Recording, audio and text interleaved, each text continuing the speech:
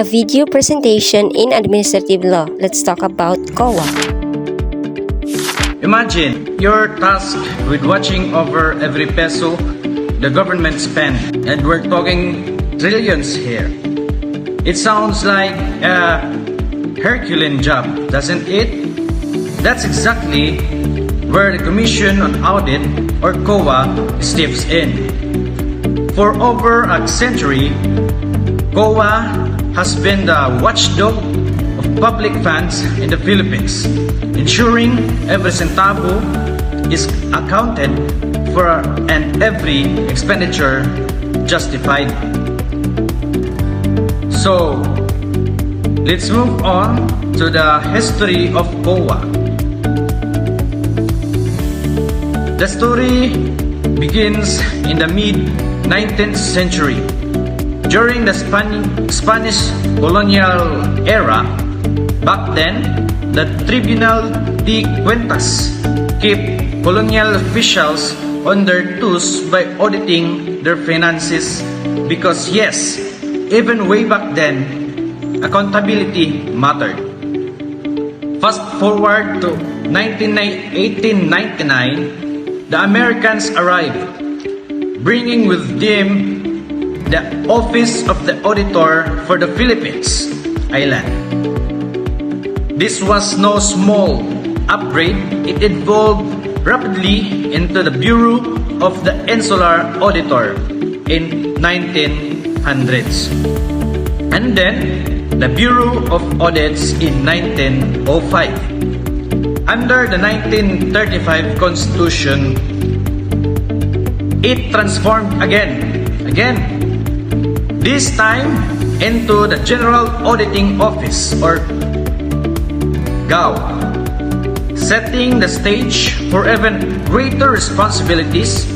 But the real leap came in 1973, when the GAO became the Commission on Audit.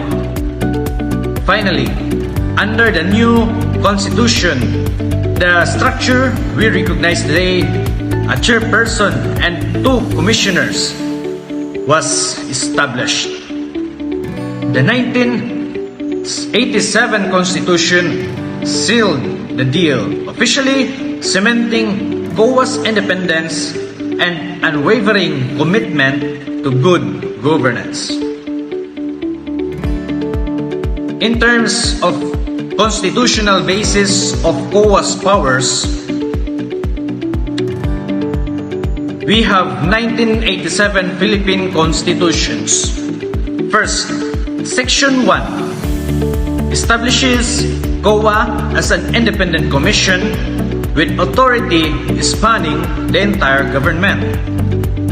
Second, Section 2 empowers COA to examine, audit, and settle accounts tied to revenues, expenditures, and government assets. Yes, COA oversees everyone from government-owned corporations to entities receiving state subsidies. It also defines auditing techniques and creates role to prevent financial shenanigans. Put simply, COA's job is to keep a watchful eye on public funds and ensure they're spent wisely. So, COA has also a mission and vision. So, let's dig in. Vision. COA dreams of a better Philippines, where it's not just a watchdog, but a partner, helping the government deliver on its promises and build a brighter future for every Filipino. Mission. Its mission is clear. First, accountability. COA ensures public resources are used responsibly. Transparency. It keeps the government's operations crystal clear. justly improvement. COA works hand in hand with the stakeholders to enhance how the government serves the people. It's not just about numbers, it's about making sure every piso works hard for the nation's progress. So in conclusion, from its colonial roots to its modern day mandate, COA stands as a pillar of transparency and accountability. Whether it's keeping officials honest or helping the government do better, COA is here to ensure that public funds serve the public good, nothing else. Ever wondered who's keeping an eye on how the government spends public funds? That's where the Commission on Audit, or COA, comes in. With its extensive jurisdiction and rigorous process, COA is the Philippines' frontline in ensuring accountability for every piso. Jurisdiction of the Commission on Audit. COA's reach is as far as public funds can go. Here's who it oversees. Government agencies, from the executive, legislative, and judicial branches down to every national department, COA has it covered. Local government units like provinces, cities, municipalities, and even barangays are all subject to COA's scrutiny. Government-owned and controlled corporations, think state-owned enterprises and their subsidiaries. Yes, COA monitors their books too. Constitutional commissions and independent bodies, institutions like Commission on Election and Civil Service Commission fall under COA's watchful eye. Entities receiving public funds, NGOs, and private entities funded by the government don't get a free pass. They are audited too. Special accounts and trust funds, whether it's calamity funds or scholarships, COA ensures that funds earmarked for specific purposes are used properly. In short, COA ensures that every cent in the national treasury is accounted for and spent according to legal and regulatory requirements. Types of audits conducted by COA. To fulfill its mandate, COA performs 3 types of audits. Each serves a distinct purpose. First is the financial audit. This checks the accuracy and reliability of financial statements. It ensures that public funds are managed and reported in line with accounting standards. Second, compliance audit. This evaluates whether agencies follow laws, regulations, and policies. It looks at budgetary rules, procurement process, and adherence to mandates. Third is the performance audit. This is where COA examines the bigger picture. Are public programs and projects effective, efficient, and economical? It ensures that every project meets its intended goals while identifying areas for improvement. By combining these audits, COA delivers a thorough assessment of government operations and resource utilization. Third is the importance of COA in promoting transparency and accountability. COA isn't just about paperwork. It's about building trust, deterring corruption, and ensuring public funds deliver real value to society. Transparency. COA publishes clear and accurate reports on how funds are used. Audit findings and recommendations are made public, helping citizens and lawmakers stay informed and involved. Accountability. By detecting irregularities, COA holds officials accountable for misused funds. It enforces compliance with financial and procurement laws, acting as a strong deterrent against corruption. Preventing misuse of public funds. Through audits and investigations, COA identifies misconduct and recommends fund recovery for unauthorized transactions. Its efforts ensure public funds return to the Treasury and are reallocated for the people's benefit. Ultimately, COA safeguards institutional integrity, improves government service delivery, and ensures that public resources are used equitably to serve every Filipino. COA's jurisdiction is vast, its audit process rigorous, and its impact on transparency and accountability undeniable.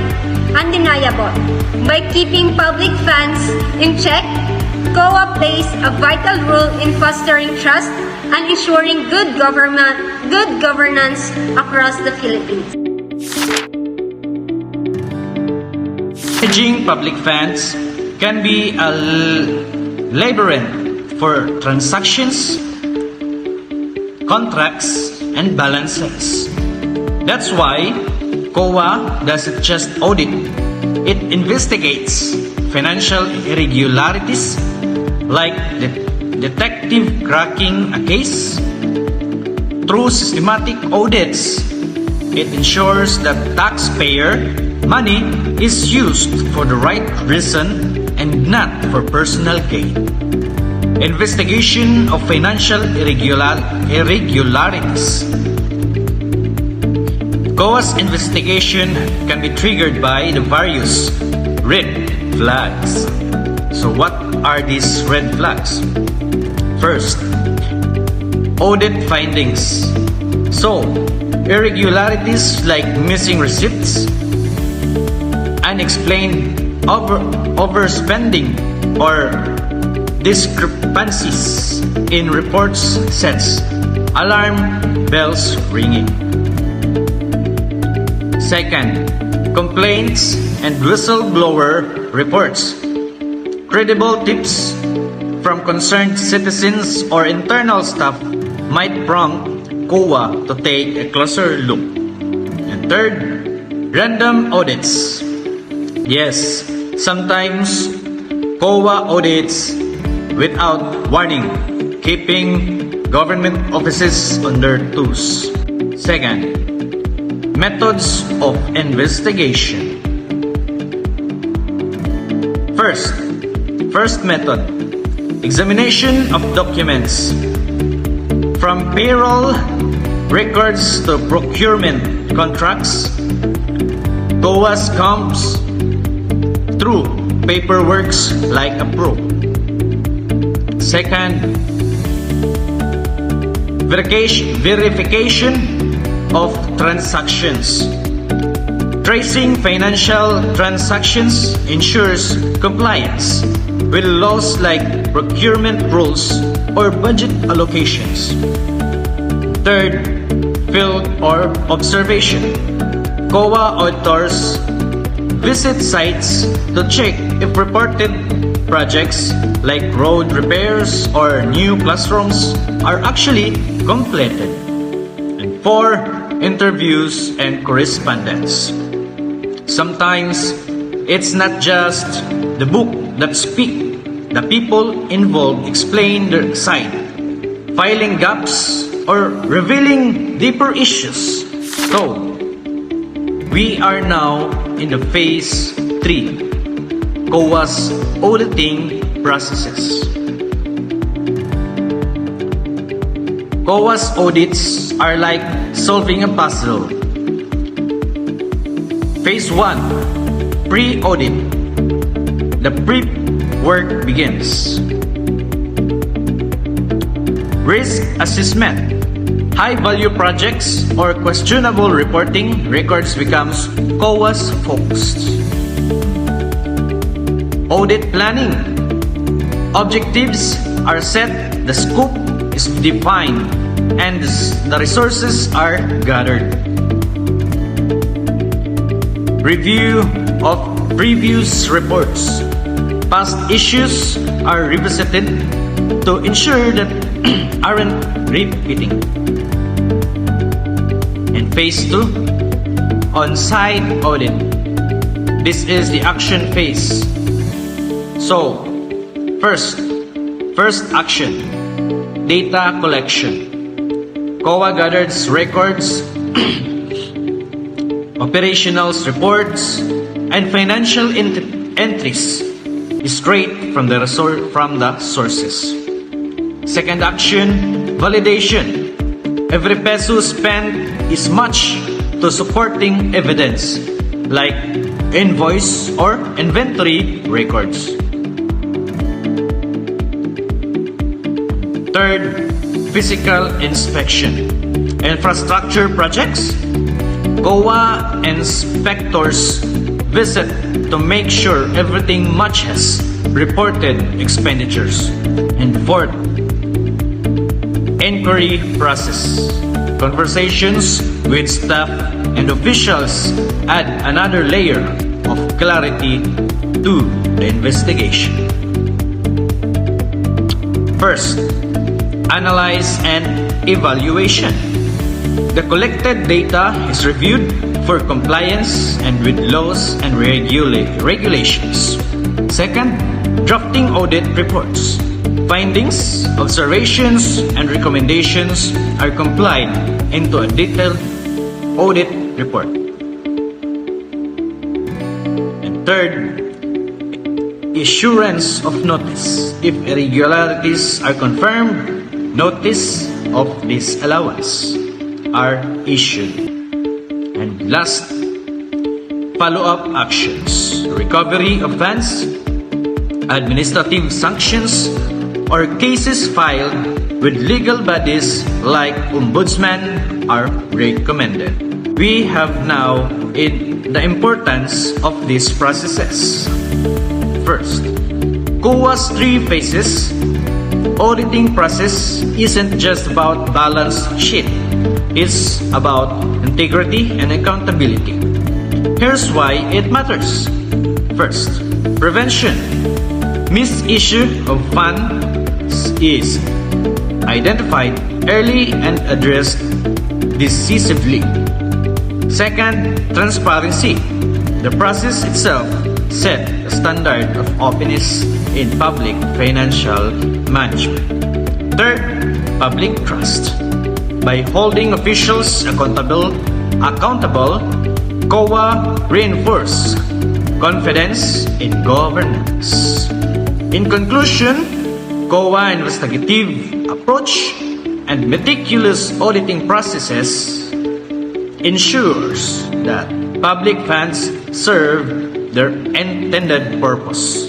Whether through random audits or complex investigations, COA strengthens institutional integrity and keeps governance transparent, efficient, and accountable. Notice of disallowance. Imagine this. You're responsible for public funds and every centavo must be spent with the utmost care.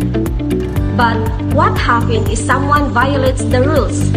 Notice of disallowance or ND a tool COA wields to protect public funds and hold officials accountable.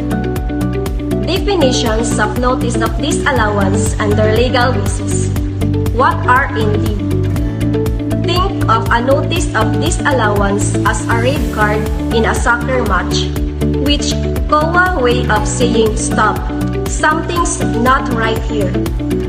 Notice of disallowance are officials' documents issued when COA finds a government transactions or expenditure has violated laws, rules, or regulations.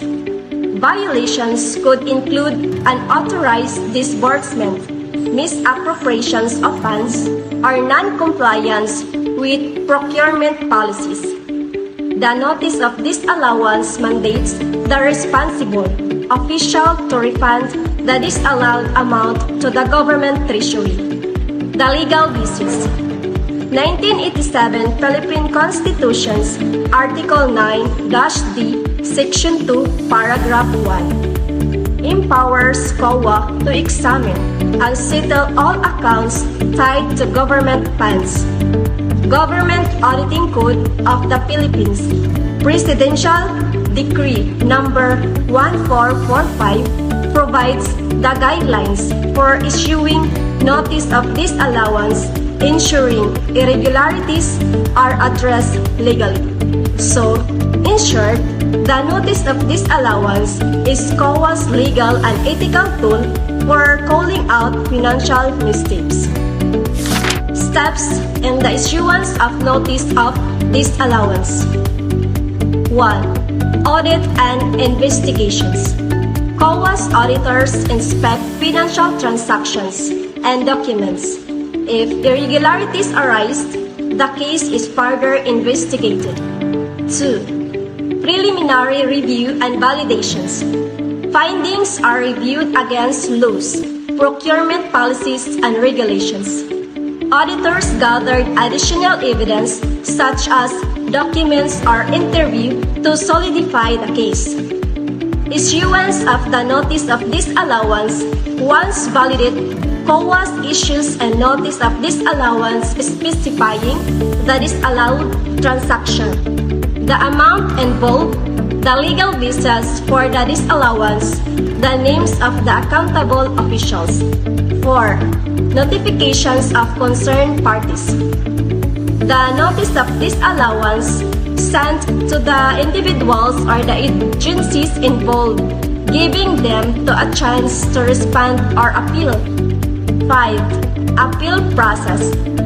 Affected parties can contest the notice of disallowance with COA's proper or elevate it to the judiciary. Example, the Court of Appeals or the Supreme Court. Enforcement of the notice of disallowance.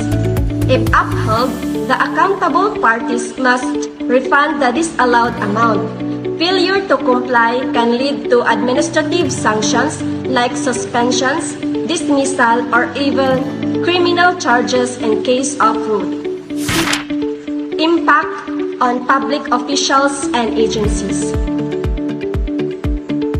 Financial accountability.